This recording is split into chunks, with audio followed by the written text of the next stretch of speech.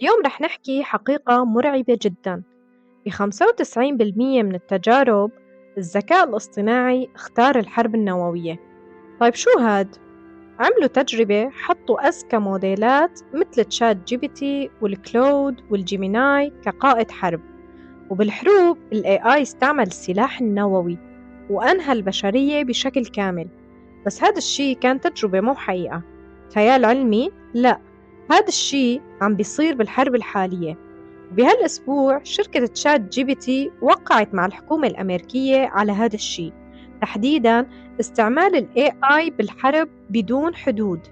بهذا الفيديو رح نعمل تجربة حرب افتراضية باستعمال الذكاء الاصطناعي. خلينا نشوف شو رح يصير. يلي عم بيشوفني أول مرة أنا تيا، وبحكي كل المواضيع المهمة والقصص يلي ببحث عنها. اليوم بالفيديو رح نحكي شغلات كتير مهمة، عن جد اللي رح نحكيه مرعب جدا. في أمثلة رح نحكيها تستعمل بحياتنا الحقيقية بكثرة، أوكرانيا، روسيا والحرب الحالية، ورح أورجيكم كل هالأمثلة. نحن ما عم نحكي عن شي بعيد ولا عم نحكي عن جو الأفلام يلي الروبوتات فيها بتحتل العالم وبتقضي علينا. نحن وصلنا لمرحلة إنه عايشين هذا الواقع بس نحن مو مستوعبين. والمشكلة الأكبر إنه مو مخبى، كل شي قدامنا عم بيصير بس نحن ما منتبهين. فهلأ قبل ما نعمل الحرب الافتراضية تبعيتنا، خلينا نشوف شو عم يعمل ال AI بالحرب. بس خليني أول شي أشرح لكم شو صار هالأسبوع هون، لأنه هالخبر ما أخذ ضجة كفاية. شركة أنثروبيك هي الشركة يلي عندها كلود، واحد من أقوى موديلات ال AI. أنا بعتبره أقوى من تشات جي بي تي حتى. فأنثروبيك كانت الخيار تبع البنتاغون للذكاء الصناعي، هلأ صارت محظورة. طيب ليش؟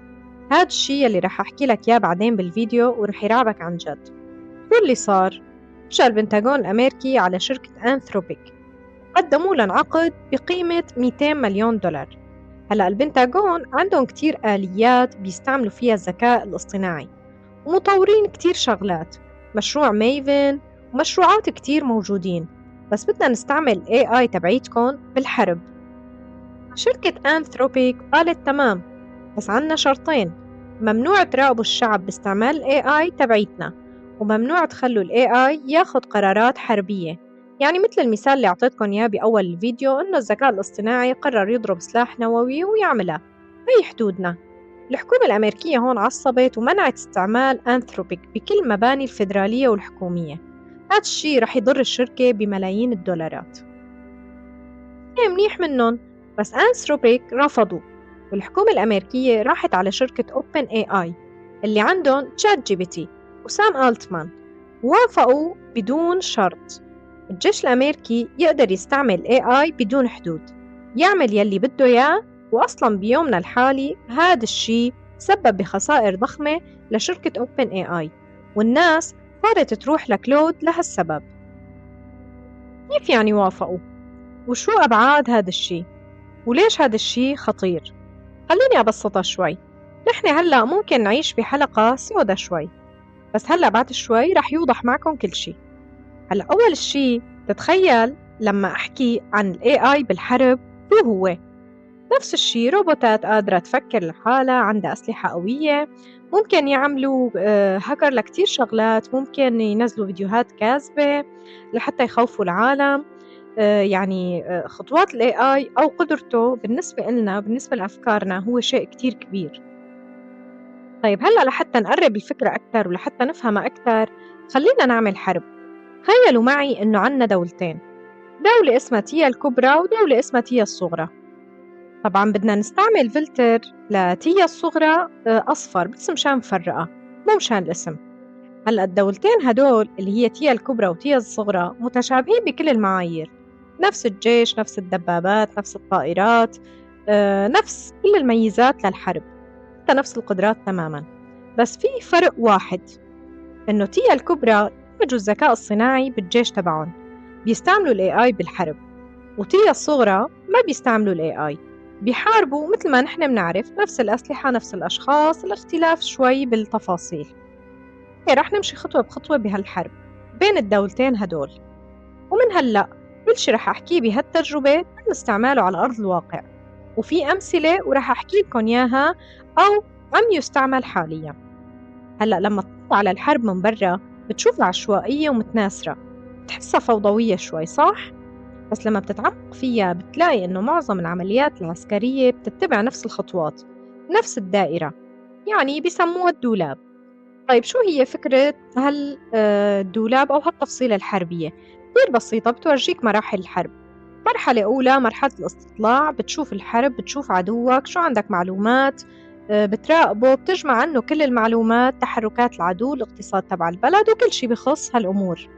المرحلة الثانية واللي هي أهم مرحلة إنك تحلل كل البيانات يلي جمعتها بناء على كل العوامل: البيئة، ثقافة الناس، شو بيعملوا بالحروب من زمان، تكتيكاتهم، استراتيجياتهم، بتبلش تحلل كل شي. المرحلة الثالثة واللي هي هون بدك تبني القرار والخطة. في كتير عوامل لازم تنتبه لها، يمكن الدبابات القديمة أو الوقود مو مناسب، أو حتى الطائرات تبعيتهم ما بتتحمل مسافات، أو الجنود رح يتعبوا. لازم تبني خطة كاملة ومدروسة. المرحلة كمان الأخيرة اللي هي هون التنفيذ، تنفذ العملية، بتضرب، بتفجر، شو ما كان الهدف اللي حطيته أو الخطة اللي حطيتها. طبعا هون كمان مهمة بتنطبق حتى على كل المنافسات بالحياة، رياضة، بزنس، أي شيء. بيقولوا إنه الفائز هو اللي بيعمل التكتيك الأسرع. يعني إذا هذا الجيش عم بيراقب، بيحلل، بيقرر وبينفذ أسرع من الثاني لسه عم بيحلل أشياء خلصت وعم بيشتغلوا كتير بطيء. وقبل ما نكمل ونشوف كيف ال AI ممكن ينهي العالم بالحرب، حبيت لكم لا تنسوا الاشتراك بالقناة وتفعيل زر الجرس لحتى يوصلكم كل الفيديوهات الجديدة. وبتمنى منكم دائما أنه تعطوني رأيكم بالتعليقات، لأنه دايما بنتظر تعليقاتكم لحتى أرد عليها. فهون صار في عنا 4 مراحل للحرب الافتراضية تبعيتنا اللي هي تيا الكبرى وتيا الصغرى. وتخيل شو بيصير لما بيكون الاستراتيجية تبعيتنا عن طرف من الحرب شغال بسرعة البشر، وعند الطرف الثاني شغال بسرعة ال AI، سرعة الكمبيوترات. أكيد عم نتخيل هذا الشي صح؟ بلشوا الدولتين يراقبوا ويجمعوا معلومات ويترقبوا أرض العدو، رادارات بتراقب السما عندهم، بياخدوا صور وفيديوهات لمساحات ضخمة، مراقبة من الطرفين. بهالمرحلة عم نحكي عن كمية داتا مهولة، الدقيقة الوحدة مئات الجيجا بايتات عم تنجمع. طيب هلأ خلينا نبلش بتيا الصغرى يلي هن ما عندهم AI. بتبلش توصل هالبيانات لمركز تحكم، وعندهم محللين بيانات أقوياء كتير. جنود بالآلاف ببلشوا يحللوا أول بأول، بيحاولوا يرسموا خريطة شو العدو ممكن يعمل وشو هاد اللي هون. بس رئيس تيا الكبرى نزل على السوشيال ميديا إنه ما رح يهاجم بري. أوكي، بس في شي عم بيتحرك عندهم. بيبلشوا يحللوا كل شي ويقارنوا، ناس كتير عم تشتغل. بس المشكلة وين؟ إنه كل هالتحليل عم بيصير بمكان واحد ولسه ما توزع على الوحدات التانية. هلأ شو عم بيصير بتيا الكبرى؟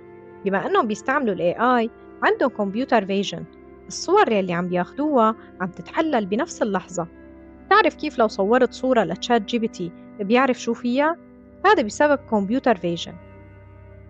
فبتيا الكبرى الصور والبيانات عم تتحلل مباشرة، ال AI عم يلقط، شاف دبابة هون، شاف هذا المكان ممكن يكون مركز عسكري، في 12 سيارة بإحداثيات معينة، 90% احتمال إنهم عسكريين وعم بيتحركوا بسرعة 80 كيلو متر بالساعة.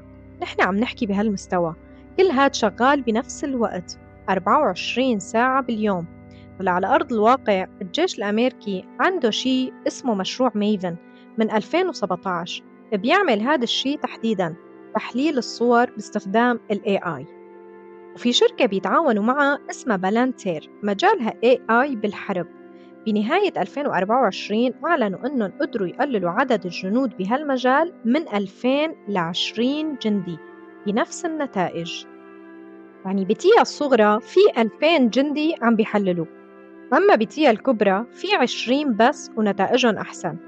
مثال، محلل بشري ممكن يشوف صورة لشاحنة ويقول هاي شاحنة ماشية، بس ال AI بيشوف الشاحنة، بيربطها مع مركز عسكري، سمع اتصالاته من قبل، فبيقارن مع بيانات لوجستية قديمة وبيدرس إذا منطقي وجودها هون ولا لا.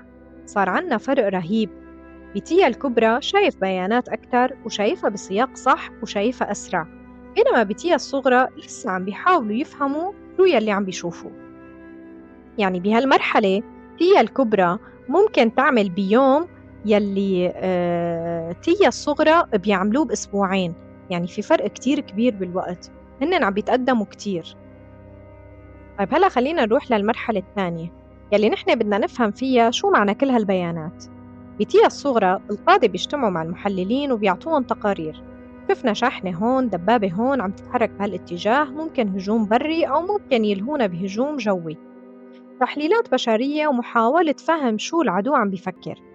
أما بتيا الكبرى ال AI عم بيعمل شيء البشر ما بيحلموا فيه، عم يبني صورة كاملة لساحة الحرب، والخريطة كلها واضحة وعم تتحدث لحظة بلحظة. يعني إذا دبابة تحركت هو رح يعرف فوراً. كمان هو بلش يرسم أنماط. إذا دبابة انتقلت من منطقة A لمنطقة B وبالبيانات القديمة هاد غالباً بيعني هجوم بعد 3 ساعات، فهو بيعرف. إذا التواصل بين مبنيين زاد 40% غالباً تخطيط لهجوم. ال AI عم بيبني نقط، لما يصير هيك وهيك وهيك رح يصير هيك. لما توصل هالمعلومات للقائد بتكون مبسطة جداً وواضحة. طبعاً بيصير شي مهم، القائد لازم يقرر. بس في مشكلة، الدراسات بتقول إنه الإنسان عنده انحياز يصدق الكمبيوتر أكتر، خاصة إذا أعطاه أرقام ووثائق. مثال بسيط، إذا أنا بفكر إنه حجم البطيخة 10 سنتيم وسألت ال AI وقال لي 20 سنتيم مع تفسير طبعاً، غالباً رح أصدقه. نفس الشي بالحرب، إذا ال AI قال 70% احتمال هجوم خلال 48 ساعة، هل القائد رح يتجاهلها؟ أكيد لا. هون السؤال، مين اللي عم بيقرر؟ الإنسان ولا ال AI؟ لأنه هون النقاش الأساسي. الحروب والعمليات العسكرية اليوم بالعالم معظمها عم تنبنى على هيك شغلات، وال AI والإنسان والإنسانية مو أولوية. هلأ وصلنا لأهم مرحلتين، المراحل يلي نحن المدنيين العاديين ممكن نتأذى فيها. هلأ هون طرفين الحرب بدهم يقرروا شو الخطة تبعيتهم، مدروسة وجاهزة للتنفيذ. طيب خلينا نبلش بتيا الصغرى. محللين البيانات بيجوا لعند القائد وبيعطوه 3 خيارات، يا رح نضرب هون يا هون يا هون، وبأقصى قدراتهم دارسين الموضوع ومدققين. هون بيجي القائد وببلش يفكر، إذا بدنا ننفذ الخطة هل الطيارات عملنا لها صيانة؟ هل شيكتوا على الوقود شو وضعه؟ مين أحسن طيار عنا ممكن يستلم هيك مهمة؟ وبدنا نطلع جنود كتير، طيب وين رح يناموا وشو رح ياكلوا؟ كل هالتفاصيل لازم يحسبها بدقة ويبني خطة جاهزة للتنفيذ فوراً. وطبعاً كل هاد مبني على معلومات محدودة وقديمة صار لها ساعات أو حتى أيام، بس مضطر يقرر. طيب هلأ خلينا نروح لتيا الكبرى. القائد بيفتح شاشة الآيباد وبيلاقي كل الخيارات الممكنة مرتبة حسب الأفضل والأهم. وإذا رفض خيار ال AI بيعطيه خيارات بديلة فوراً، مئات الخيارات وكل وحدة مدروسة بالتفصيل، عدد الطلقات، الوقود، حالة الطيارات، الطقس، ردة فعل العدو، كل شي بالتفصيل. فمين أفضل جنود لهالمهمة بناء على بياناتهم الصحية والتعب تبعهم. وهذا الشي على فكرة واقعي، وزارة الدفاع الأمريكية من 2023 عم تحكي إنه الجنود بيلبسوا أجهزة بتقيس عنهم كل شي. يعني خليني أوضح لكم بمثال واقعي. بحرب غزة ب 2024 جنود حكوا إنه نظام اسمه جو سبيل كان يحدد أكثر من 100 هدف باليوم، بينما قبل البشر كانوا يحددوا 50 هدف بس بالسنة. يعني تيا الصغرى 50 هدف بالسنة وتيا الكبرى 100 هدف باليوم، فرق كتير خيالي. وهون تحديداً تيا الكبرى صار عندها تفوق غير منطقي، وصلوا لمرحلة اتخاذ القرار بينما الطرف الثاني أصلاً لسه عم يدرس. طبعاً هون منوصل للمرحلة الرابعة يلي هي مرحلة التنفيذ. بتيا الصغرى قرروا يطالعوا طيارة حربية تروح تضرب هدف وترجع، بسيط جداً ومنطقي. أما بتيا الكبرى طلعوا 12 درون صغيرة رخيصة، كلهم بيشتغلوا مع بعض وبيشاركوا بيانات بين بعض، موزعين الأهداف. يعني إذا وحدة وقعت الثانية رح تكمل، وإذا الهدف تحرك بيتأقلموا فوراً وقربوا على الهدف يلي هو مبنى عسكري. هون صار تشويش على الشبكة، بهالطريقة بيصير دفاع طبيعي. طبعاً هون واحد من الدرونز تشوش، وبضع طبيعي لأنه هن حاطين حماية وتشويش على الأجهزة، بس لأنه ذكي قدر يحدد الهدف ويكمل عليه وينفجر حتى بدون شبكة. وهذا النوع من الدرونز أعلن عنه البنتاغون ب 2023 واستعمل فعلياً بأوكرانيا من الطرفين، وحتى بليبيا ب 2021 درون تركي نفذ هجوم بدون تحكم بشري مباشر. طيب هلأ في عنا سؤال مهم. القائد بتيا الكبرى قديش تتخيل بياخد وقت ليختار الهدف؟ رح جاوبكم بعد شوي، بس كمان في عوامل تانية. هاي حرب رقمية، يعني بتيا الكبرى ال AI عم بيحاول يخترق شبكات العدو ويدافع عن شبكاته ويطلع فيديوهات مزيفة تخوف الشعب ويعمل قوة ما إلها حدود. وبصراحة نحن غالباً قادرين نربط هذا الحكي بأشياء عم بتصير حوالينا، بس السؤال هون، شقد برأيكم هذا الشي صار منه بالحقيقة؟ صراحة كل يلي حكيناه موجود بالحقيقة. طيب خليني أعطيكم أمثلة سريعة. بشهر 4 من سنة 2024 بتحقيق انعمل مع جنود إسرائيليين، عملوا تحقيق مع 6 جنود إسرائيليين وقالوا إنه في نظام AI اسمه لافاندر عمل قائمة فيها 37 ألف اسم فلسطيني مشتبه فيهم إنهم عسكريين، وتم تحديد مواقع بيوتهم كأماكن ممكن تنضرب. ونفس الجنود حكوا كمان عن نظام جوسبيل يلي حكيت لكم عنه، يلي بيطلع 100 هدف باليوم بينما البشر كانوا يطلعوا 50 بالسنة. هلأ السؤال يلي سألتكم إياه من قبل شوي، شقد بده القائد وقت ليقرر؟ حكوا إنه القائد أحياناً ممكن ياخد القرار من الخيارات يلي بيعطيه إياها ال AI خلال 20 ثانية فقط. يعني تخيل، خلال 20 ثانية فقط عم يتاخد قرار جداً كبير. طيب هون رح نسأل حالنا، مين يلي أخذ القرار؟ الإنسان ولا ال AI؟ صح إنه الإنسان عم يضغط على الزر، بس فعلياً عم يتبع ال AI لأنه عنا انحياز إنه نحن نصدقه. طيب خلينا نطلع على أوكرانيا وروسيا. كتير باحثين بيسموها أول حرب مدمجة بال AI.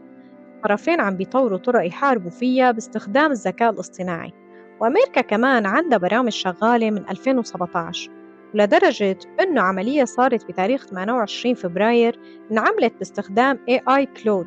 وإذا بتبحث بتلاقي إنه حرب إيران كمان فيها استخدام AI لتسريع سلسلة القتل. يعني نفس فكرة التخطيط العسكري بس أسرع بكتير، وهيك تصير أسرع حرب بالتاريخ. بس رح تلاحظ شغلة، كتير أخبار بتقول إنه العدو عم بيستعمل AI. طب ليش؟ لأنه أمريكا بدها تبرر إنها تطلب AI بدون حدود. وهون بدي أوصلك لفكرة. اسأل حالك عن الصين مثلا. الصين من أقوى الدول بالعالم، وإنه بدهم يكونوا قادة بال AI بحلول 2030، بس عسكرياً ما حدا بيعرف لوين وصلوا. طبعاً نفس الشي روسيا. هون المشكلة، لما أمريكا راحت على أنثروبيك وقالت لهم بدها AI بدون حدود، قالوا لها ما في قوانين أصلاً، ما في قوانين بتنظم استخدام ال AI بالحرب. فلما أمريكا وقعت مع OpenAI، الفكرة كانت إذا نحن ما عملنا هيك فغيرنا رح يعملها، يعني الموضوع صار سباق. وإذا الصين وروسيا ما عندهم قيود، ليش أمريكا لحتى يكون عندها قيود؟ وهون المشكلة الحقيقية. طيب نحن هل وصلنا لمرحلة إنه ال AI بياخد القرار لحاله؟ هلأ فعلياً لأ، لسه في إنسان، بس هالإنسان عنده انحياز يمشي ورا ال AI، وهون الخطورة الحقيقية. كمان اكتشفوا شي مرعب، إنه ال AI مستعد يصعد للحرب النووية بسهولة. بس طبعاً قبل ما أخوفكن أكتر، في جزء صغير ممكن يطمنكن، بس لازم أحكي لكم قصة. بعام 1962 بأزمة صواريخ كيوبا، كان في جندي بالاتحاد السوفيتي اسمه فاسيلي أرخيبوف. هذا الشخص يمكن ما سمعت فيه بحياتك، بس فعلياً ينسب له إنقاذ العالم. حرفياً أنقذ العالم من الهلاك. ما أخذ ميدالية وما تكافأ، بس اللي عمله كان ممكن يغير كل شيء. شو صار؟ انتبه على الرادار، اعتبر إنه الرادار وقتها مثل ال AI بيعطي معلومات وبالنسبة لهم بيغلط. شاف إنه في صاروخ نووي جاي عليهم، وكان لازم يردوا بإطلاق صاروخ نووي. وطبعاً من أجل إطلاق هذا الصاروخ النووي كان لازم 3 موافقات. أول 2 وافقوا وضل هو. كان عنده خيارين، يوافق رح تنتهي البشرية، يرفض رح ينتهي هو. ومع هيك قرر ما يوافق. بعدها بفترة قصيرة اكتشفوا إنه الرادار كان غلطان، لو وافق ممكن نحن ما نكون موجودين اليوم أصلاً. طب هون السؤال، شو هو الشي اللي منعه؟ الجواب ضميره، وهالشي مو موجود عند ال AI. وهون الفرق الكبير، إنه ال AI ممكن ياخد قرار، بس الإنسان عنده أخلاق، عنده فهم لعواقب الحرب النووية، وعنده إنسانية. وهلأ منرجع للتجربة يلي حكينا عنها ببداية الفيديو، يلي فيها إنه ال AI ب 95% من الحالات اختار السلاح النووي. هاي التجربة صارت ببداية 2026 من باحث بجامعة ببريطانيا. كرروا الحرب 21 مرة، وفيها أكثر من 300 مرحلة، والموديلات كانت عارفة التاريخ: هيروشيما، الضحايا، الدمار، ومع هيك اختاروا النووي. وكمان عدد المرات اللي قرروا فيها يخففوا التصعيد كانت صفر. الباحث قال إنه ال AI ما عنده مفهوم حرمة النووي، بالنسبة له إطلاق النووي يعني حركة شطرنج. بس كمان في انتقاد. باحث اسمه إدوارد جايست قال إنه التجربة مو عادلة. طيب ليش؟ لأنه الفوز بيعني إنك تجمع نقاط أكتر. طبيعي إنه ال AI يصعد لحتى يجمع نقاط أكتر. ولو كان الهدف تقليل خسائر البشرية، كان بيعتقد إنه ممكن يتصرف بشكل مختلف. بس الرد كان في تجربة بجامعة ستانفورد بعام 2024 بشروط عادلة وصلت لنفس النتيجة. ال AI كمان استخدم النووي، وتبريره كان هو موجود ليش ما نستعمله، والعدو كمان عنده نووي فمعناها لازم استعمله. وهون السؤال الكبير إلكن: إذا دولة مثل أمريكا عم تستعمل AI، شو هو تعريف الفوز عندها؟ هل هو تقليل الخسائر ولا إنهاء العدو بأي طريقة؟ وخاصة إنه العدو كمان عنده نووي وممكن يعطي نفس الأوامر لل AI. وهون بيصير سباق تصعيد. طيب شو بيمنعون؟ السؤال الأخير: إذا ال AI عمل غلطة ووصلنا لمرحلة حرب كاملة مؤتمتة، مين بيتحمل المسؤولية؟ إذا استهدف مثلا مدرسة بالغلط مليانة بالأطفال، بهالحالة مين رح يشيل المسؤولية؟ ال AI ولا القائد ولا الشركة؟ مين رح يكون عنده القدرة إنه يشيل مسؤولية هيك موضوع؟ هاي من أكبر المشاكل، لأنه لما ما يكون في مسؤولية الناس بتتصرف بدون حساب.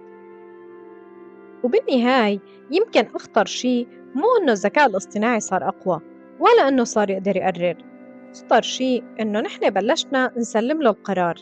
بين سرعة الآلة وبطء ضمير الإنسان في لحظة صغيرة كتير كتير ممكن يتحدد فيها مصير العالم. يمكن الحرب الجاية ما تكون بس بين دولتين، يمكن تكون بين عقل بلا مشاعر وإنسان نسي يسمع صوته الداخلي. السؤال الحقيقي مو شو رح يعمل الذكاء الاصطناعي، السؤال الحقيقي: نحن لسه عنا القدرة نقول لا ولا خلص فات الأوان؟ وأنا تيا كنت معكم من الملف الأسود. بتمنى يكون عجبكم الفيديو. لا تنسوا الاشتراك بالقناة وتفعيل زر الجرس، وبتمنى منكم بشكل كتير كتير كتير كبير إنكم تكتبولي بالتعليقات شو رأيكم بالفيديو، وتشاركوني آراءكم بالموضوع يلي طرحناه. وشكرا كتير، بشوفكم بخير.